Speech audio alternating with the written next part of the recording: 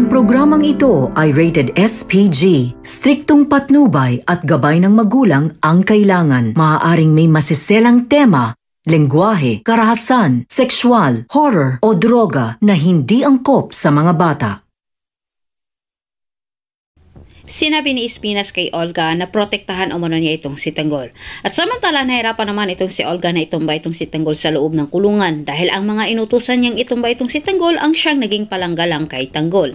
Matindi ang naging sagutan nila Olga at Espinas. Ang buong akala ni Olga ay madaan niya sa pananakot itong sila Espinas, ngunit hindi nagpadala sa paninindak itong si Espinas, bagkus sinamin pa niya ito.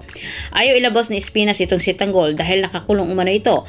At kinabahan naman itong si Olga. Inisip niya tuloy na hindi pa nakabalik itong si Tanggol at nasa panganib umano ang panloloko nila ni Ramon dahil sigurado umano itong si Olga na babalikan ni Tanggol itong si Ramon.